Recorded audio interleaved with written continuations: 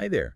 So you're keen to get under the skin of electric vehicles, but maybe skip the engineering degree for now. Yeah, that's the plan. Good.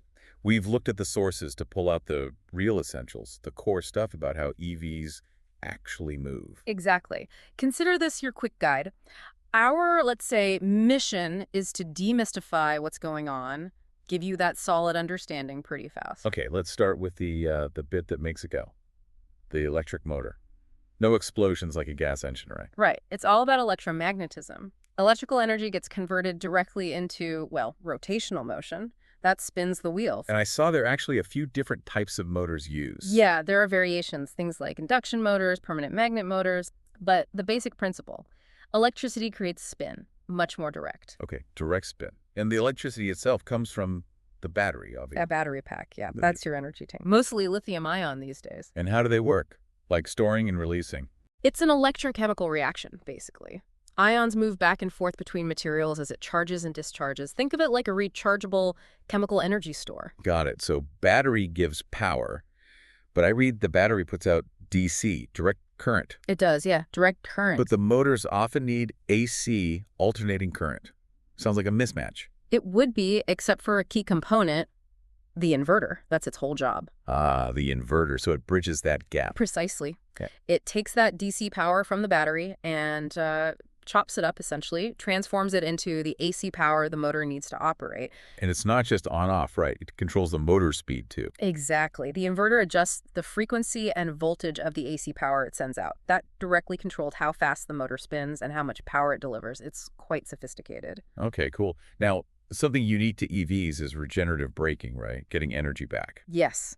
That's a big one for efficiency. When you slow down, lift off the accelerator, or brake lightly, the electric motor essentially runs in reverse. It acts like a generator. So instead of the motor using power to turn the wheels turning makes the motor generate power. You got it. It captures the car's kinetic energy, the energy of motion, and sends that electricity back to the battery. Which means you're not just wasting that energy as heat, like normal brakes do. Exactly. You're recouping some of it. Adds a bit more range, especially if you do a lot of city driving with stops and starts. Makes sense.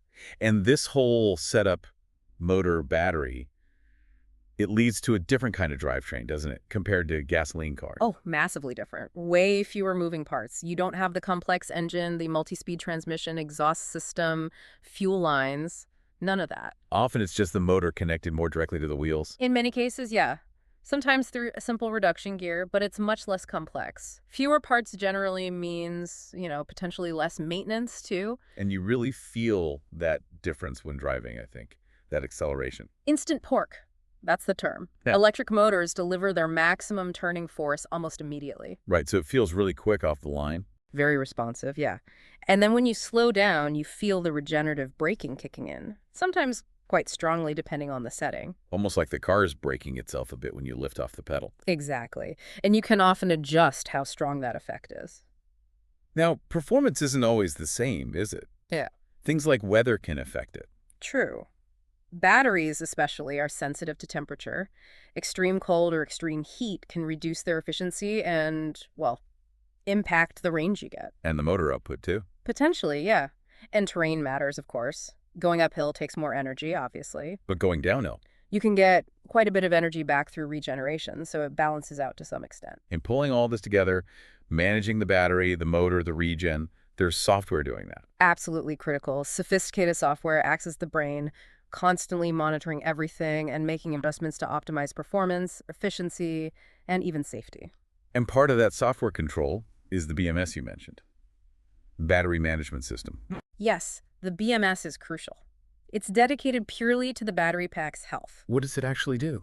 It monitors temperature, voltage, current, the state of charge of individual cells.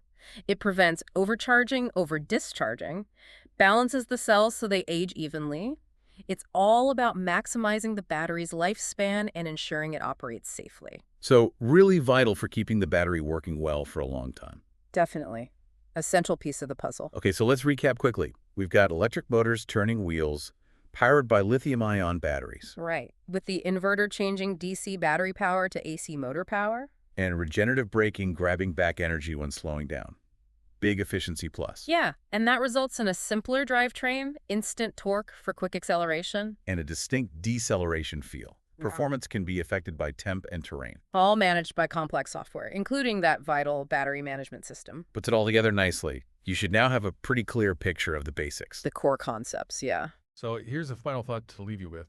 Given how much software controls in an EV, the driving feel, the efficiency, the battery life, what kind of future software updates or innovations do you think could really fundamentally change how we interact with these vehicles day to day? Something to ponder.